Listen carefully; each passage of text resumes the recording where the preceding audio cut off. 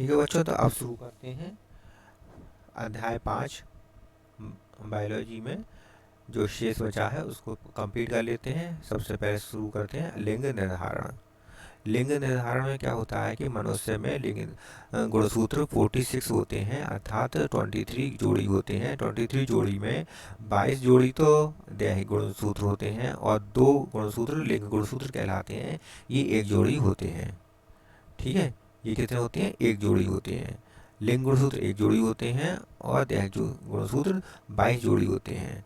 नर में देखा जाए तो नर में XY होते हैं और मादा में XX होते हैं। गुणसूत्रों द्वारा लिंग निर्धारण किस प्रकार होता है, अब इसके बारे में चर्चा कर लेते हैं। सबसे पहला आता है XY XY XX। XX XY XX जो है वो फीमेल को रिप्रेजेंट करता है यहाँ पर, और XY जो है वो मेल को रिप्रेजेंट करता है। ठीक है, गुणसूत्रों द्वारा लिंग निर्धारण, इसमें मनुष्य और ड्रोसोफिला आते हैं।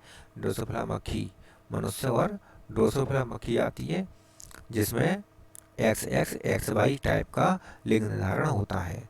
मादा और नर की बात कर लेते हैं, तो मादा जो है वो उसमें XX प्रकार का लिंग गुणसूत्र होंगे और नर में XY होंगे, और युग्मक जो बनेंगे वो XX और XY बनेंगे, और ये जो F1 पीढ़ी में संतानें बनेंगी वो 50-50% बनेंगी, अर्थात 50% नर और 50% मादा बनेंगी। जाता है XX और X0 गुणसूत्रों द्वारा लिंग निर्धारण। इसमें बाई क्रोमोसोम नहीं होता है, नर में बाई गुणसूत्र नहीं होता है। टिड्डी, खटमल और कृमियों में ऐसा होता है। मादा और नर, मादा में देखिए XX होते हैं और नर में X0 होता है। 0 का मतलब यहाँ गुणसूत्र की संख्या, गुणसूत्र नहीं है।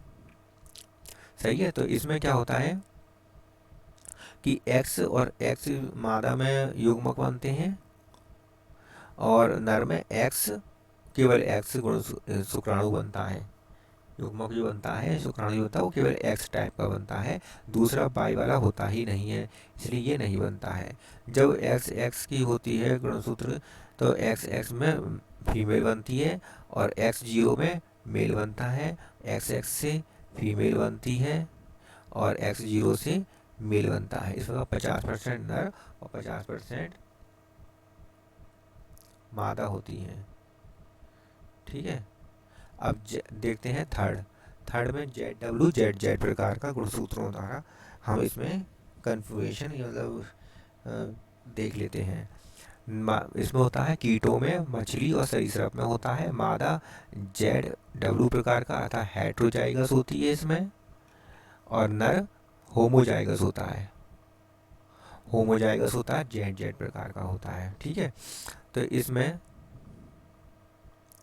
देखिए Z जो युग्मक बनते हैं वो ZW बनता है फीमेल के अंदर, और मेल के अंदर ZZ बनेगा, जिसका 50% नर होंगे और 50% मादा होंगी। ठीक है, अब देख लें अगला है फोर्थ Z0 ZZ गुणसूत्रों द्वारा। इसमें तितलियों और सांप में, तितलियों और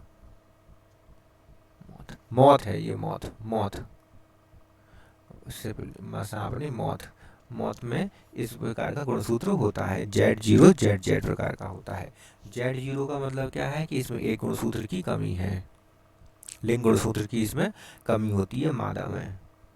ठीक है, तो मादा कैसी हो जाएगी? हेट्रोजाइगस, और नर कैसा हो जाएगा? होमोजाइगस। और इसमें जो गुणसूत्र बनेंगे, जो बनेंगे 50-50% बनेंगे नर और 50% बनेंगे मादा, जैसे कि हर बार बने। अब की बार देख लेते हैं कि इसमें जो है द्विगुणसूत्र अगुणित क्रियाविधि, ये मधुमक्खी और चींटी में इस प्रकार का हमें देखने को मिलता है। मधुमक्खी में 3 प्रकार की मधुमक्खियाँ होती हैं, रानी मधुमक्खी, श्रमिक मधुमक्खी, ड्रोन। रानी मधुमक्खी द्विगुणित होती है, श्रमिक मधुमक्खी द्विगुणित होती है और ड्रोन अगुणित होता है।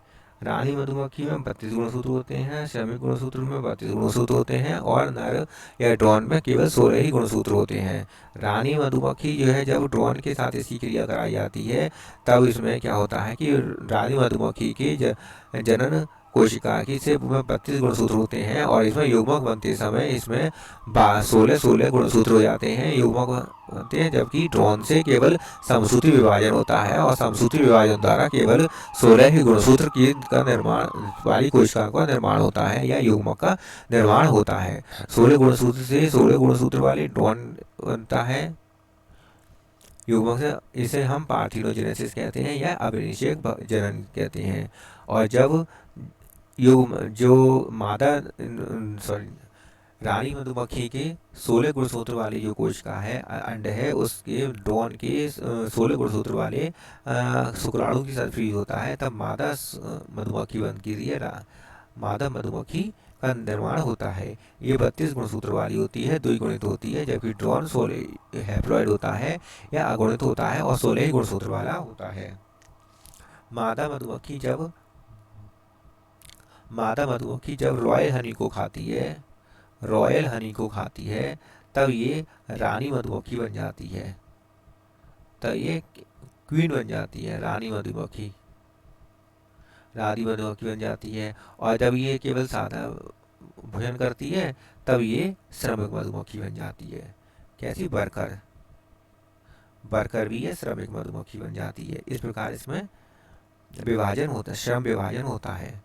श्रम विभाजन समझ गए कि श्रम विभाजन किस प्रकार से होता है। अब आता है गुणसूत्रीय या क्रोमोसोमल विकार। इसमें क्या होता है कि एक अधिक गुणसूत्र हो सकता है, एक कम गुणसूत्र हो सकता है। तो दो प्रकार से इसमें गुणसूत्र की विकार होते हैं। अगर एक गुणसूत्र अधिक हो जाता है तब इसमें किसी भी जोड़े में एक गुणसूत्र अधिक हो जाएगा तो 3 गुणसूत्र हो जाएंगे और इसे ट्राइसोमी कहेंगे। एक गुणसूत्र अगर कम हो जाएगा तब जोड़े में से एक गुणसूत्र कम हो जाएगा तो एक ही गुणसूत्र रह जाएगा और इसको हम मोनोसोमी कहेंगे या एकल सूत्रता कहेंगे। ठीक है, तो जब एक गुणसूत्र की अधिकता हो जाती है तो 3 गुणसूत्र हो जाते हैं और जो टोटल 46 थे इसके स्थान पर 47 गुणसूत्र हो जाते हैं और मोनोसोमी में 46 के स्थान पर 45 गुणसूत्र हो जाते हैं।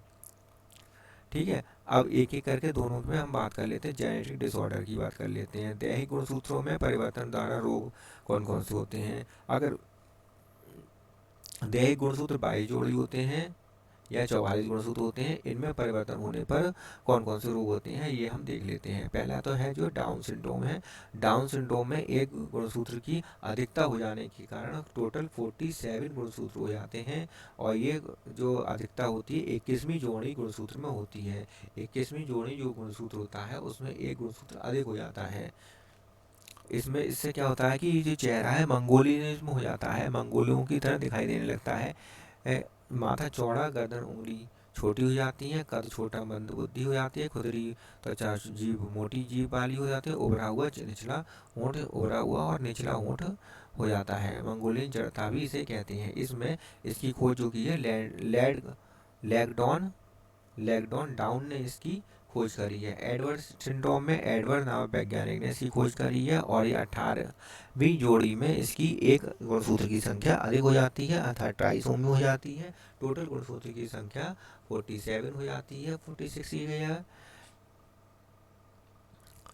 ठीक है, तो इसमें 18वीं जोड़ी जो है इसमें एक गुणसूत्र अधिक हो जाता है और इसमें जो लक्षण दिखाई देते हैं वो नाक की चोंच के समान, सिर विकृति, कान बड़े लटके और मानसिक और शारीरिक वृद्धि में कमी दिखाई देती है।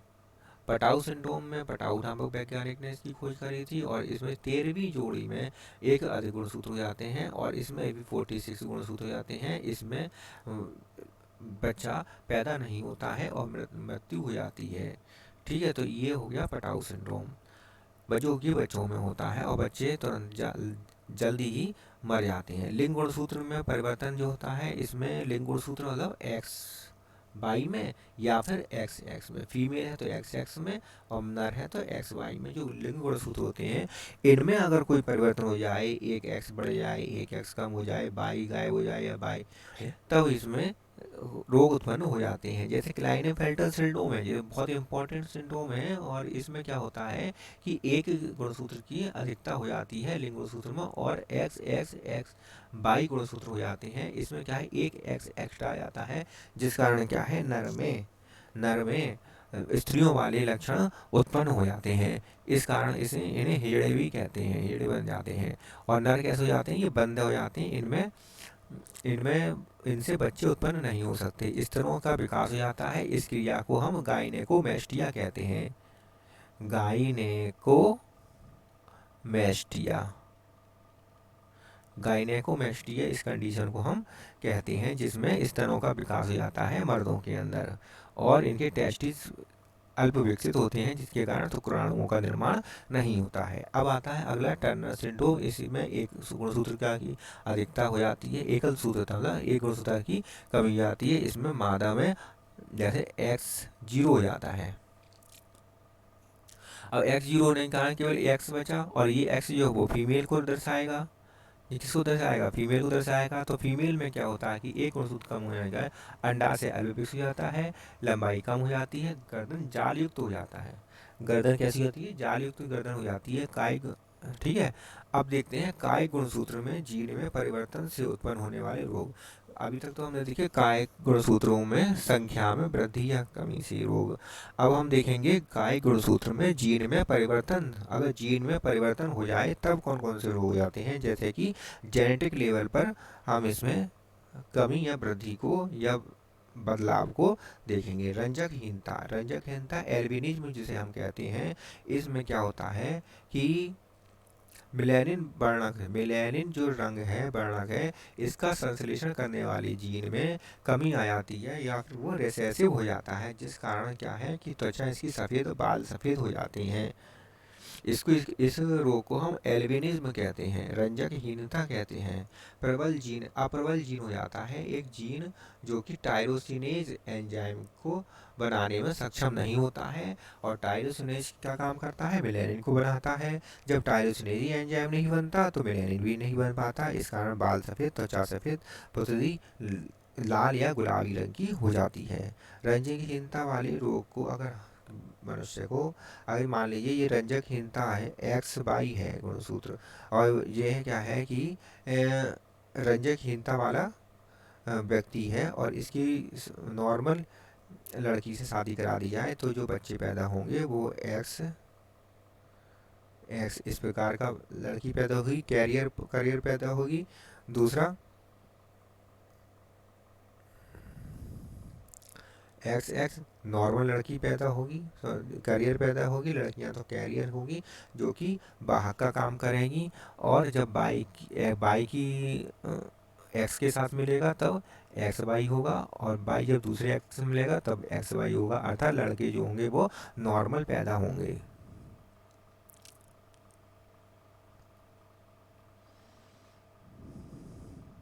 अब अगला आता है एल्केप्टोन्यूरिया। ये भी बहुत इंपॉर्टेंट है। इसमें क्या होता है कि जो हमारे शरीर में होमोजेंटिसिक अम्ल बनना का उपापचय होना बहुत आवश्यक है, लेकिन इस रोग में होमोजेंटिसिक अम्ल का उपापचय नहीं हो पाता है, जिस कारण क्या है कि होमोजेंटिसिक अम्ल की अधिकता के कारण ये मूत्र से बाहर आने लगता है। और जब मूत्र से बाहर आता है तब हवा की उपस्थिति में ये काला पड़ जाता है। इस कारण ये होमोजेंटिक अम्ल की अधिकता के कारण ऐसा होता है। अब अगला आता है फिनाइल कीटोन्यूरिया। फिनाइल कीटोन्यूरिया में क्या होता है कि फिनाइल एलेनिन नामक अमीनो अम्ल को टायरोसिन में बदलना होता है, जो कि एंजाइम जो होता है जो फिनाइल के एलेनिन को टायरोसिन में बदलता है वो नहीं उपस्थित होता है। उपस्थित नहीं होने के कारण फिनाइल एलेनिन तंत्रिका ऊतक को ब्लड में अधिक होने लगता है और तंत्रिका ऊतक को प्रभावित करने लगता है और रोग का नाम बन जाता है फिनाइल कीटोन्यूरिया, रोग बन जाता है। इस रोग का मुख्य लक्षण क्या है, मस्तिष्क में विकास में बाधा आती है। मस्तिष्क के विकास में बाधा होती है, मस्तिष्क सही से विकसित नहीं हो पाता है, अल्पविकसित हो पाता है।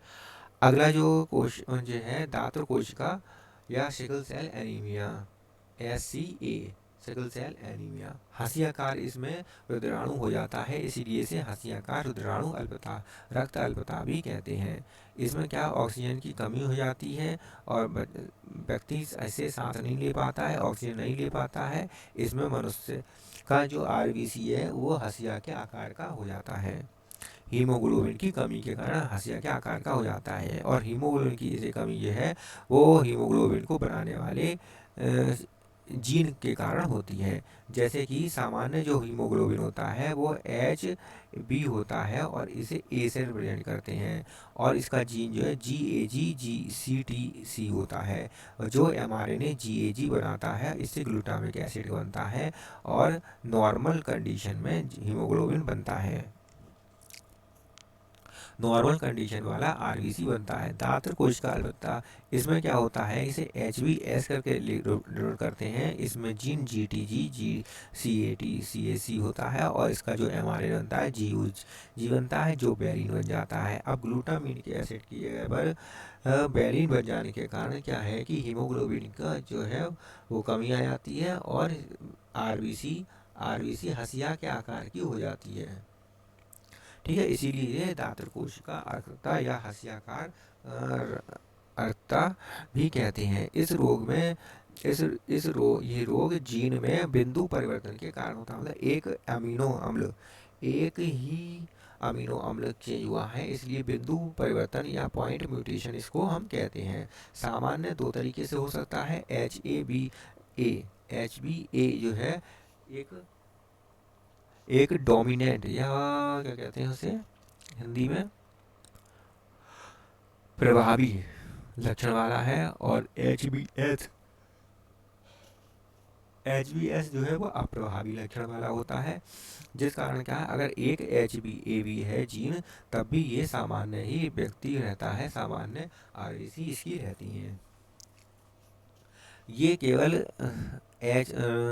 दात्र कोश का जो है ये केवल तभी संपन्न हो पाता है जब HBS और HBS दोनों जीन रेसेसिव हो, अप्रभावी हो, तभी ये रोगी उत्पन्न हो पाता है, रोग उत्पन्न हो पाता है, अर्थात RBC हंसियाकार हो पाती है। ठीक है, तो अब मान लीजिए कि क्रॉस कराते हैं सामान्य पुरुष की रोगी स्त्री या विषम के साथ कराते हैं। विषम युग्म जी जो है वो भी सामान्य ही है, वाहक है। ठीक है, तो जब इस तरह से क्रिया कराएंगे तब वो दो वाहक बनेंगे और दो सामान्य बनेंगे। ठीक है, इस प्रकार से वाहक और सामान्य संतानें उत्पन्न होंगी। लिंग गुणसूत्रों पर उपस्थित जीन के परिवर्तन। अब लिंग गुणसूत्र के ऊपर जो जीन होते हैं, एक्स लिंग के ऊपर जो गुणसूत्र जो जीन होते हैं उन पर परिवर्तन हो जाए तब भी रोग उत्पन्न हो जाते हैं, जैसे कि हीमोफीलिया और बढ़ानता, ये कि एक्स संलग्न रोग है, अर्थात एक्स गुणसूत्र पर पाए जाने वाले जीनों में कुछ ना कुछ डिफेक्ट हो जाता है, जिस कारण हीमोफीलिया या रक्तबाध्यता नामक रोग उत्पन्न हो जाते हैं। अब सबसे पहले पढ़ लेते हैं हीमोफीलिया। जैसे कि नाम से पता है, हीमो अर्थात ब्लड से संबंधित है। इसमें क्या होता है कि जब चोट लग जाती है तब ब्लड का थक्का नहीं जम पाता है और ब्लड धीरे धीरे बहता रहता है, और जिस कारण खून की कमी आ जाती है और व्यक्ति या रोगी जो है वो उसकी मृत्यु हो जाती है। और इसके जो जीन है हीमोफीलिया के जो जीन है अप्रभावी एक्स संलग्न जीन के कारण ये होता है। लास्ट है बढ़ानेता कलर ब्लाइंडनेस। कलर ब्लाइंडनेस से ही पता चल रहा है कि कलर में दिक्कत आ जाती है। इसमें इस रोग में ग्रसित व्यक्ति वो लाल और हरे रंग को देखने में दिक्कत आती है, ये लाल और हरे रंग को पहचान नहीं पाता है, और इसकी जो जीन है वो एक्स गुणसूत्र पर उपस्थित रहते हैं, और इस कारण ये रेड रंग और ग्रीन रंग को नहीं पहचान पाता है। इसी कारण ऐसे व्यक्तियों को ट्रेन के जो गार्ड्स होते हैं इनको गार्ड्स की नौकरी नहीं दी जाती है, क्योंकि ये जब लाल हरी बत्तियां ही नहीं पहचान पाएंगे तो ये कब रोकेंगे ट्रेन और कब चलाएंगे इनका तो कुछ पता ही नहीं है। ठीक है, तो ये तो फिर VIP हो जाएंगे बच्चे, इसलिए इनको भ्रांतता वाले अर्ध कलर ब्लाइंडनेस वाले व्यक्तियों को ट्रेन में नौकरियां नहीं दी जाती हैं। सही है, ठीक है, तो अब ये आप लोग देख लें, ये आपका कंप्लीट हो जाता है। इस प्रकार कोर्स कंप्लीट रहता है आज का